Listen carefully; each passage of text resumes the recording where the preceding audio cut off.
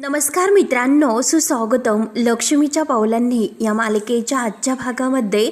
मित्रांनो, आता जे काही अनामिका आणि सोहम यांच्या लग्नाचा विषय सुरू असतो, अनामिकेचे आईवडील आता बोलणी करण्यासाठी आता मात्र अद्वैत त्यांना घरीच घेऊन आलेला असतो आणि त्यांच्या लग्नाची चक्क त्याने सुपारीसुद्धा फोडून त्यांना घरी आणलेलं असतं. सर्वांना आता इतका आनंद होतो, सर्वजण खूप खुश असतात. तेव्हा मात्र आता कला तर खूपच खुश असते आणि ती मात्र आता रजनीजवळ येते. तेव्हा रजनी मात्र आता खुश होऊन कलाला पेढा भरवते आणि कलासुद्धा रजनी मॅडमला आणि कॉंग्रॅच्युलेशन सासूमा असे म्हणते. तेव्हा मात्र आता कलाचे लक्ष अद्वैतकडे जाते. तेव्हा ती लगेच आता अद्वैत जवळ येते आणि अद्वैतला म्हणते की अद्वैत, म्हणून ती जरा अद्वैत जवळ येऊन चांदेकर जरा आते असं म्हणून आता अद्वैत लगेच तिच्या मागे जातो. तेव्हा कला खुश होऊन चांदेकरला म्हणते, अरे चांदेकर, आपण काय ठरवलं होतं? तेव्हा लगेच अद्वैत म्हणतो की अगं मग ठरवलं ना लग्न. तेव्हा कला म्हणते की अरे आपण काय ठरवलं होतं? अद्वैत म्हणतो की तुला एकदम स्पष्ट असं बोलता येत नाही का? तेव्हा कला म्हणते की अरे चांदेकर, आपण काय ठरवलं होतं?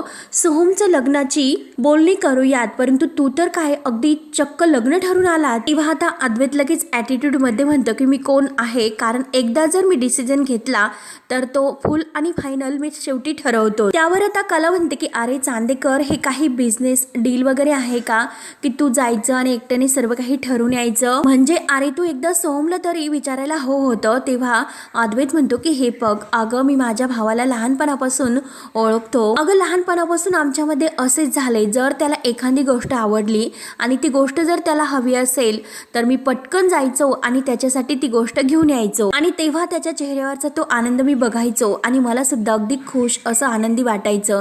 आणि हेच बघ ना, अगं आत्ता सुद्धा तो किती खुश आहे, त्याच्या चेहऱ्यावर किती आनंद आहे बरं. तेव्हा आता कला म्हणते की अरे पण तरी सुद्धा त्याच्या आयुष्यभराचा हा प्रश्न आहे. अरे चांदेकर, तू तर त्याचं लग्न ठरून आला. राहून राहून त्याच्याकडे बघून माझ्या मनामध्ये हा प्रश्न येतो की नक्की त्याच्या मनामध्ये काहीतरी वेगळं सुरू आहे. तर त्यावर आता अद्वैत कलाला अगदी विचारतो की का गं, कोणत्या बेसवर तू म्हणते की त्याच्या मनामध्ये काहीतरी सुरू आहे? अगं तो किती खुश आहे आणि किती आनंदी तो दिसतोय, तरी सुद्धा तू असं का म्हणतेस? त्यावरती कला विचारते की म्हणजे तुला नक्की खात्री आहे की सोहमला सुद्धा हेच हवं होतं ना? तेव्हा लगेच अद्वैत म्हणतो की अगं खरे, लहानपणापासून मी माझ्या भावाला ओळखतोय. अगं तो कलाकार आहे आणि कलाकार असेच असतात, कमी बोलतात आणि तूच फक्त अशी आहे की किती बडबड करते. तेव्हा कला म्हणते की चांदेकर गप्प बस. तेव्हा अद्वैत म्हणतो की हे बघ, मी परफेक्ट आहे, कोणतंही काम एकदम परफेक्ट करत असतो. मला माहिती आहे की सोहम खुश आहे आणि जर त्याला काही वाटत असेल, त्याच्या मनामध्ये काही शंका काही असेल तर मात्र तो नक्की मला सांगेल, माझ्याशी येऊन तो शेअर करेल. उगच नाही त्या गोष्टी माझ्या डोक्यामध्ये तू भरत जाऊ नकोस. आणि लगेच अद्वैत परत आता तिकडे पाहुण्यामध्ये जातो. त्यावर आता कला सारखी सोहमकडे बघते आणि चांदेकर म्हणतोय ते तर मला खरं वाटतंय, परंतु नक्की सोहमकडे बघून असं का वाटतं, माझ्या मनाला का असं वाटतं की सोहम हे लग्न ठरून अगदी खुश नाही म्हणून? नक्की त्याच्या मनामध्ये काहीतरी असं सुरू आहे. तर का मीच जरा जास्त विचार करते म्हणून कला आता जास्त विचार करत असते, परंतु कलाच्या मनातील विचार अगदी योग्य असतो. त्यानंतर आता पाहुणे मंडळी घरी जातात आणि संध्याकाळी मात्र आता सोहम हा विचारात पडलेला असतो. सोहम म्हणतो की आता नेमकं काय करू, पूर्णपणे आता मी विचारात पडलोय, आता काय नक्की काय करावं लागेल? अगोदर मी स्वतःच्या मनाने हो म्हणतो, लग्नासाठी कबुली देतोय, तिच्यावर माझं प्रेम आहे असं सांगतो आणि आता तरी सुद्धा मला इतकं टेन्शन काय येत असेल आणि सगळं काही आता मनाप्रमाणे होतंय, तरी सुद्धा मला हवं ते नकोय असं का वाटतं? तेव्हा मात्र आता काजलचं जे काही समोर केच असतं काढलेले त्याने, तर त्याकडे त्याचं लक्ष जातं. थोडंसं रागानेच बघत असतो, कारण काजलने त्याच्यावर प्रेम नाही असे सांगितलेले असते. तेव्हापासून तो आता काजलला असा तिचा रागराग करत असतो. तेव्हा तो मनात तिच्या केसकडे बघत म्हणत असतो की हे बघ, तुला सुद्धा माहिती आहे की माझं तुझ्यावर किती प्रेम आहे ते. तेव्हा काजलचे जे काही बोलणं आहे तर ते त्याला आठवते. काजल त्याला म्हणलेली असते की तुला कसं समजत नाही की मला लग्न करायचे नाही म्हणून. आता सोहमची खूप अशी चिडचिड होत असते. त्यानंतर आता इकडे अनामिका तर खूप खुश असते, कारण आता सोहम बरोबर तिचं हवं तसं लग्न जुळलेलं असतं, कारण तिचं सोहमवर पहिल्यापासून प्रेम असते. तेव्हा आता त्या दोघांचा जो काही मोबाईलमध्ये फोटो आहे तर तो फोटो ती बघत अगदी खुश होते. मला माहिती आहे की सगळं जरा भरभर होतंय, परंतु जे काही होतंय ते अगदी माझ्या मनासारखं होतंय, अगदी मला जसं हवं आहे अगदी तसेच होते. किती वर्ष तू वाट बघायला लावली रे, आणि शेवटी फायनली आपण एकत्र आलोच आणि खरंच थँक्यू. आय लव्ह यू बोलून ती आता त्या फोटोचा किस घेते म्हणून खूप खुश होते. त्यानंतर इकडे सोहमची तर खूप चिडचिड होते, कारण सगळ्या काही गोष्टी अगदी ठरल्याप्रमाणे मनाप्रमाणे होत नसतात आणि शेवटी तिने तुला सांगितलेले आहे आणि तू सुद्धा तिला सर्व काही म्हणालास, त्यामुळे तू सुद्धा स्वतः मोह ऑन हो. जी व्यक्ती तुझ्यावर प्रेम करते तर तिला स्वीकार, तिचा स्वीकार कर, आणि जी व्यक्ती तुझ्यावर प्रेम करत नाही तिच्याबद्दल विचार करत बसू नको, असं एक मन आता सोहमला सांगते. आणि शेवटी हे बघ, जे तुझं आहे शेवटी तुला ते मिळणारच आहे. आणि त्या फोटोकडे म्हणजे त्या स्केचकडे बघत तो म्हणतो की जे तुझे कधीच नव्हते ते तुला कधीच मिळणार नाही, म्हणजे तू काजल तुझ्या नशिबात नव्हती, तू तिचा विचार करू नकोस. तेव्हा मात्र आता तिला तरी सुद्धा काजलचं जे काही बोलणं आहे तरी सुद्धा त्याला तेच आठवते की सारखं सारखं तू माझ्या मागे येऊ नकोस, तू जा. तेव्हा आता सोहमने तिचा हात धरलेला असतो की काजल माझं ऐकून घे, परंतु काजल त्याच्या हातातील हात लगेच काढून घेते.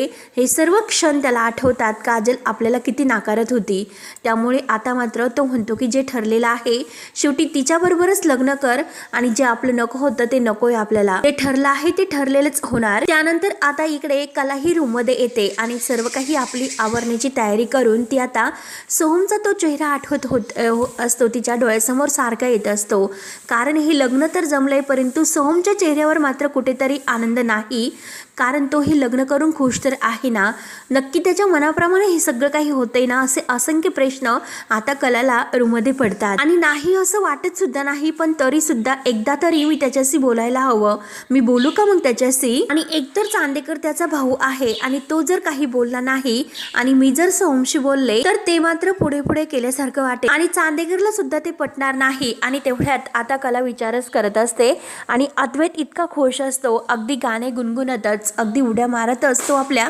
रूममध्ये येतो. रूममध्ये आल्यानंतर कलाला म्हणतो की हे बघ, आज मी इतका खुश आहे, खूप छान वाटतंय खूप दिवसांनी. त्यावर आता कला म्हणते की अय्या, म्हणजे आपला समानतेचा रकाना आहे तो भरत चालला म्हणूनच खुश आहे ना तू. त्यावर आता अद्वैत म्हणतो की अगं तुला काही बीड लागले की काय, काही कसं बोलतेस ग, आज खूप दिवसांनी घरातील वातावरण छान आहे म्हणून मी इतका खुश आहे. अगं तू बघितलंस ना, सगळेजण किती खुश होते, एकमेकांना पेढा भरवत होते, नाहीतर गेल्या काही दिवसापासून सतत आपल्या घरामध्ये आरडाओरडा, एकमेकांबद्दल वाद, असं काही ना काही सुरू होतं. पण आज मात्र तसे नव्हते. आज इतके सगळेजण इतके खुश होते आणि स्पेशली म्हणजे आबा तर किती खुश होते, त्यांच्या चेहऱ्यावरचा आनंद तोच सर्व काही सांगून जात होता.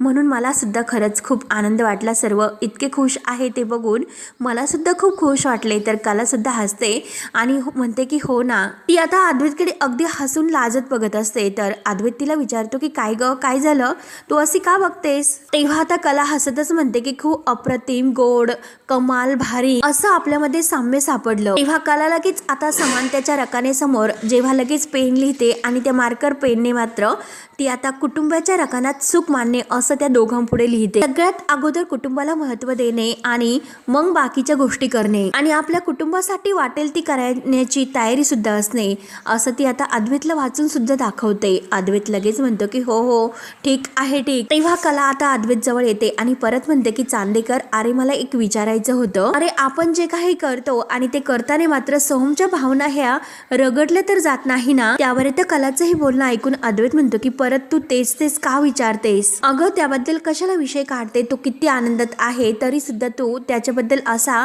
विषय माझ्याकडे काढत जाऊ नकोस. त्यावर तर कला शांतपणे म्हणते की अरे चांदेकर, तू फक्त त्याला त्याच्या मनातील विचारलं ना, एवढंच फक्त मला तुला विचारायचं होतं.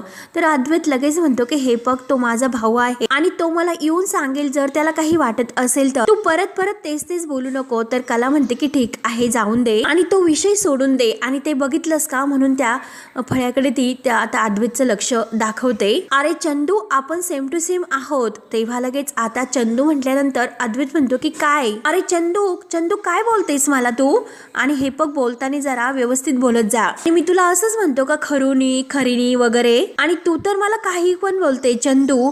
तेव्हा कला म्हणते की अरे तू चिडतोस कशाला इतका, अरे तू आत्ताच म्हटला होता की तू बऱ्या मूडमध्ये आहे, मग कशाला चिडतोस बरं. तेव्हा लगेच अद्वैत म्हणतो की माझा मूड खराब कोणी केला, तूच केला ना माझा मूड खराब, काही गरज होती का असं ते बोलायची, नको त्या गोष्टी नको तेव्हा तू बोलत असतेस. म्हणून अद्वैतची आता खूप असे चिडचिड होते. तेव्हा अद्वैत लगेच आता बेडवर उठतो आणि झोपायला जातो. तेव्हा आता कला ही त्याच्याकडे बघते आणि परत वळून म्हणते की चांदे काही साम्य आहे की नाही हे नक्की मी तुला शोधून दाखवणार. त्यानंतर आता दुसऱ्या दिवशी सकाळी मात्र रजनीची सर्व तयारी होत असते. ती गणेशला काहीतरी सामान काढण्यासाठी सांगते आणि अंजूला सुद्धा म्हणते की हे सामान मी तुला यादीप्रमाणे जे दिलेले आहे ते व्यवस्थित एकदा चेक करून घे. आणि तेवढ्यात कला तेथे तयार होऊन बाहेर येते. कला आता रजनीला म्हणते की रजनी मॅडम, अहो हे काय, तुम्ही तर लगेच सगळी तयारी सुरू केली आणि ती पण माझ्याशिवाय. त्यावर आता रजनी म्हणते की अगं असं काय करतेस, आपल्याकडे वेळ फार कमी आहे, मग आपण सगळं काही पटापट करायला नको का? अगं पटापट कामं आपल्याला करायला हवीत. तेव्हा कला म्हणते की हसून हो हो. तर रजनी म्हणते की हे बघ, तुला आता एक महत्त्वाचं काम करायचं आहे, नातेवाईकांची यादी तुला करून ठेवायची आहे. तर कला लगेच खुश होऊन म्हणते की हो रजनी मॅडम. लगेच नोटपॅड घेऊन येते. म्हणून कला लगेच आतमध्ये जाते. त्यानंतर आता जे काही मंगळसूत्रांचे डिझाईन आहे तर ते आबा चेक करत असतात आणि म्हणतात की चला आता ही सर्व पारंपरिक अशी मंगळसूत्रांची डिझाईन आहेत आणि आता तर ह्या पिढीच्या दृष्टीने विचार करायला पाहिजे. आणि तेवढ्यात तेथेच राहुल अगदी मोबाईलमध्ये काहीतरी गेम वगैरे खेळण्यात इतका मग्न असतो. आबा जे काही बोलतात तर ते त्याच्या कानावर थोडंसं सुद्धा त्याला ऐकू येत नसतं. आणि तेवढ्यात आता कला आबांना समोर दिसते. तर लगेच आबा कलाला आवाज देतात की कला, अगं बरं झालं तू आलीस, ए बरं इकडे आणि चल हे बघून घे त्या अनामिकाला कोणतं मंगळसूत्र शोभून दिसेल बरं, तिची कशी चॉईस असेल, कर बरं तू एकदा व्यवस्थित. तेव्हा आता कलाला बघून मात्र कला तर मंगळसूत्र चेक करत असते, परंतु राहुलचा खूप असा जळफळाट होतो.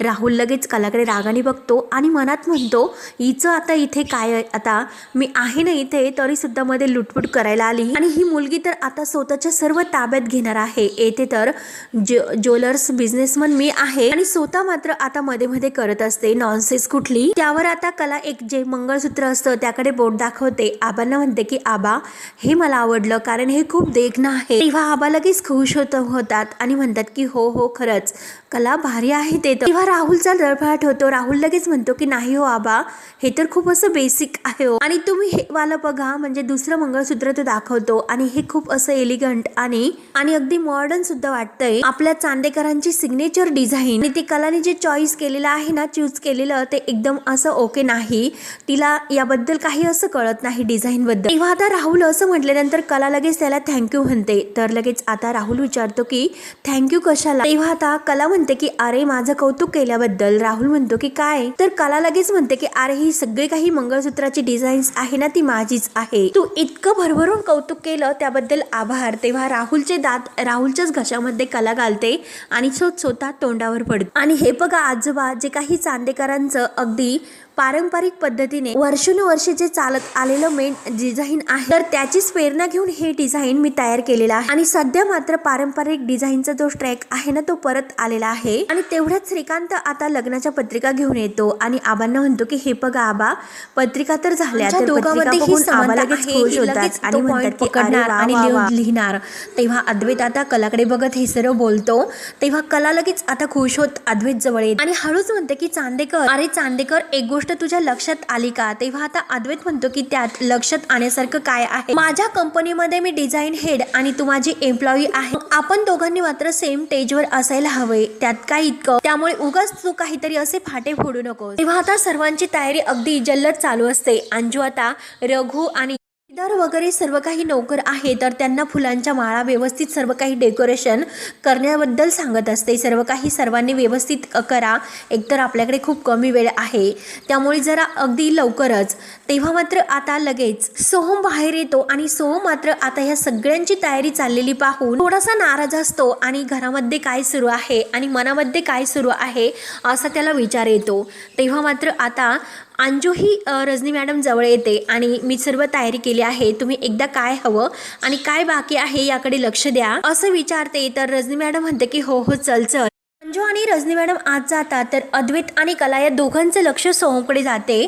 तेव्हा आता अद्वैत लगेच सोहमला म्हणतो की अरे सोहम, अरे तू इकडे का उभा आहेस, ये ना. म्हणून अद्वैत सोहमच्या हाताला धरतो आणि त्याला आबांजवळ आणून बसवतो. तेव्हा आता आबा सुद्धा खुश असतात आणि सोहमला म्हणतो की झोप जरा झालेली दिसतातच आणि आता झोप जरा आवरा आणि हे जे काही सुरू आहे ते तुमच्यासाठी सुरू आहे. नाहीतर एक गोष्ट करा की लग्नाच्या दिवशी लवकर उठ, नाहीतर ती अनामिका लग्न मंडपातच तयार होऊन यायची आणि नवरदेव कुठे असं व्हायला नको. नको असे म्हणून आता आबा सोहमची चांगली गंमत उडवतात. सोहमला सुद्धा हसायला येतं आणि आबा सुद्धा खुश होत हसतात. तेव्हा आता राहुल म्हणतो की आबा अहो थोडेसे दिवस जाऊन द्या, एकदा की सोहमची बायको आली मग ती त्याला झोपून देते की त्याची झोप उडवते हे आपल्याला कळेल. सोहमला सुद्धा हसायला येतं आणि सोहम अगदी हसून म्हणतो की राहुल अरे तू सुद्धा काय रे ब्रो. तेव्हा मात्र आता आबा म्हणतात अरे राहुल तो नवरदेव आहे आणि तू का मस्करी करतोस. तेव्हा आता अद्वैतला सुद्धा हसू येत असतं. तर आबांचं लक्ष अद्वैतकडे जाते आणि आता आबा अद्वैतला म्हणतात की काय महाशय तुम्ही का हसतात, तुम्हाला हे पटलं वाटतं. तेव्हा लगेच अद्वैत म्हणतो की आबा अहो थांबा माझा एक इम्पॉर्टंट कॉल आहे आलोच मी असे बोलून अद्वैत लगेच बाजूला जात. परंतु जाताना मात्र कला त्याच्या समोर येते आणि तो अद्वैत कलाकडे बघतो आणि कला अद्वैतकडे आणि दोघेही परत बाजूला निघून जातात. आणि तेवढ्यात मात्र सरोज बाहेर येते आणि विचारते की कुठपर्यंत आली तयारी आणि समोर दागिने बघते आणि म्हणते की दागिने. आणि आता ती आबांजवळ येऊन बसते आणि आबांना म्हणते की हे बघा मी व्हिडिओग्राफर आणि फोटोग्राफर यांच्याशी जरा बोलले आणि त्याबद्दल मी काही ठरवून सुद्धा टाकलेलं आहे. आणि तेवढ्यात नैना आणि रोहिणी ह्या दोघी सुद्धा बाहेर येतात. आता फोटोग्राफर यांचं पेमेंट सुद्धा मी ठरवून केलेलं आहे असं सांगते. तर आबा विचारतात की अगं सर ते सर्व जाऊन दे परंतु क्रेंटिंगचं तू काय केलं क्रेंटिंगबद्दल. तेव्हा मात्र आता सरोज म्हणते की हे बघा आबा कारण माझ्या मैत्रिणीशी माझं बोलणं तर झालेलं आहे. दर कार्यक्रमाला आपण बोलवतो ना केटरस येणार आहे. त्यावर आता रोहिणी विचारते की बरं सगळी कामं झाली आहेत ना, मी एका मेहंदीवालीशी बोलले आणि ती उद्या अगदी वेळेत येणार आहे. आणि तेवढ्यात नैना आता ही जी मंगळसूत्राची डिझाईन्स आहे तर ती बघून अगदी खुश होत असते. तेव्हा आता आबा हे रजनी आणि कला हे दोघींना म्हणतात की तुम्ही त्या अनामिकाला फोन करा आणि आपल्या नवीन विहीनबाई आहे ना त्यांना इकडेच येण्यासाठी सांगा आणि मेहंदी वगैरे जे काही कार्यक्रम आहे ते सर्व एकत्र होतील. तेव्हा रजनी म्हणते की बरं बरं चालेल. आणि आबा कलाला सुद्धा सांगतात की कला तू सुद्धा तुझ्या आईबाबांना फोन कर आणि त्यांना आमंत्रण दे आणि एक गोष्ट काजलला सुद्धा बोलव. तेव्हा कला तर अगदी खुश होते परंतु सोहमच्या डोक्यात लगेच प्रकाश पडतो. तेव्हा आता सोहम मनात म्हणतो की खरं तर मला काजलला याबद्दल काही कळून द्यायचं नाही परंतु आता हे काही शक्य होईल असे नाही दिसत. मग नक्की मी काय करू आणि मनात ह्या काजलबद्दल सारखे विचार काय येतात, तिचे विचार माझ्या मनातून का जात नसतील आणि परत त्या काजलला कडे मला जायला नको नाहीतर वेगळाच असा प्रॉब्लेम क्रिएट होईल. अनामिका इतकी चांगली मुलगी आहे, इतकी चांगली आहे, ती सुंदर आहे, सर्व काही गुण तिच्यामध्ये आहे पण तरी सुद्धा मला असं का वाटतं तिच्याशी लग्न करावं असं का वाटत नाही, माझं मन तिच्याबरोबर लग्न करायला का तयार होत नाही असा विचार आता सोहमच्या मनात येतो. आणि तेवढ्यात कला ही आबांना असं म्हटल्यानंतर म्हणते की हो आबा तुम्ही आठवण केली ना मी लगेच आई आणि बाबांना फोन करते आणि गुंड्याला सुद्धा. आणि तेवढ्यात लगेच आता सोहम म्हणतो की नाही. सोहम नाही म्हटल्यानंतर आता सर्वजण आता सोहमकडे धक्क्यानेच पाहायला सुरुवात करतात की सोहम असं नाही का म्हटलं असेल. आणि परत तो स्वतःला सावरतो आणि म्हणतो की तसं नाही वहिनी, अगं मला तर असं वाटलं होतं की तू कॉल केला असेल आणि तू अजून कॉल नाही केला का घरी. अगं वहिनी लवकरात लवकर कॉल कर आणि कळव ना घरी. तेव्हा कला तर खुशून म्हणते की हो हो करते आणि ती लगेच आता संगीताच्या मोबाईलवर कॉल करते. तेव्हा संगीता तर कलाचा फोन बघून अगदी खुश होते आणि फोन उचलून म्हणते की बोल ग कले. तेव्हा मात्र आता कला म्हणते की आई एक गुड न्यूज आहे. तेव्हा मात्र आता कला सांगायला सुरुवात करते आणि आता मात्र संगीताने फोन स्पीकरवर ठेवलेला असतो. कला सांगते की अगं खरंच एक आनंदाची बातमी आहे. आणि आता मात्र संगीता तिकडून असं काहीतरी बोलते तर सर्वांना हसू येते. तेव्हा मात्र आता लगेच कला बाजूला होते आणि आई अगं सोहमचं लग्न ठरलेलं आहे अनामिकासोबत असं जेव्हा म्हणते तेवढ्यात दिनकर आणि काजल तर दरवाज्यात आलेले असतात. आणि आता मात्र दिनकर आणि काजल हे दरवाज्यात आल्यानंतर ते दोघं सोहमचं लग्न ठरलं असं ऐकल्यानंतर संगीता दिनकर आणि काजल यांना खूप मोठा असा धक्का बसतो. तेव्हा मात्र आता कला विचारते की आई अगं काय झालं, तू अशी गप्प का झालीस, काय झालं मी तुला असं म्हटल्यानंतर तेव्हा संगीता स्वतःला सावरते आणि म्हणते की अगं घशात थोडीशी खवखव आहे थांब. आणि सोहमरावांना आमच्याकडून अभिनंदन सांग असं अगदा मुद्दाम थोडंसं नाराज होत ती म्हणत असते. परंतु काजलचे डोळे अगदी धक्क्याने भरूनच येतात, तिला जबर धक्का बसलेला असतो. संगीता विचारते की जर काही मदत लागली तर आम्हाला मदत सांग, आम्ही नक्की मदतीला येऊ. तेव्हा आता कला म्हणते की हो आई नक्की सांगेल. तेव्हा मात्र आता कला लगेच रजनी मॅडमला म्हणते की आई मला असं म्हणते की काही जरी मदत लागली तरी हक्काने सांगा ती येईलच. तेव्हा आता लगेच रजनी म्हणते की हो हो नक्की. तर कला आता संगीताला परत फोनवर म्हणते, हे बघ आई मी सांगितलं आणि बरं आई आम्ही पत्रिका घेऊन अगं घरी येऊच, परंतु तुम्हाला कळवायला फोन केला होता, तुम्हाला कळवायला म्हणून फोन केला होता तू बाबांना आणि गुंड्याला पण. बरं आई येथे खूप अशी धावपळ आणि गडबड सुरू आहे त्यामुळे मी तुला नंतर कॉल करते. तेव्हा आता फोन ठेवल्यानंतर संगीताला एक धडकीच भरते. संगीताला टेन्शन येते की आता मात्र मी काजलला हे सर्व कसं सांगू आणि काजल पासून हे सर्व लपून तरी कसं ठेवू. तेव्हा दिनकर आणि संगीता आता ते अगदी टेन्शनमध्ये आलेले असतात आणि काजल तर आता संगीताच्या मागेच असते, परंतु आता तिला एक प्रकारचं खूप असं मोठं टेन्शन येतं की नक्की हे सर्व काजलला कसं सांगायचं. आणि दिनकर आणि ते तर सर्वजण तेथे ऐकत असतात. त्यानंतर आता कलाची खूप घाई सुरू असते. रजनीला म्हणत असते की हे बघा लगेच मी तुम्हाला पाहुण्यांची यादी तयार करून देते. तेव्हा आबा म्हणतात की कला अगं थांब, आणि हे बघ सरोज अगं अद्वैतच्या लग्नाच्या वेळेस आपण जी यादी केली होती ती तर तुझ्याच जवळ आहे ना असं सरोजला विचारतात. तेव्हा आता सरोज म्हणते की हो. तर लगेच आता आबा म्हणतात की मग ती यादी तू कलाला दे.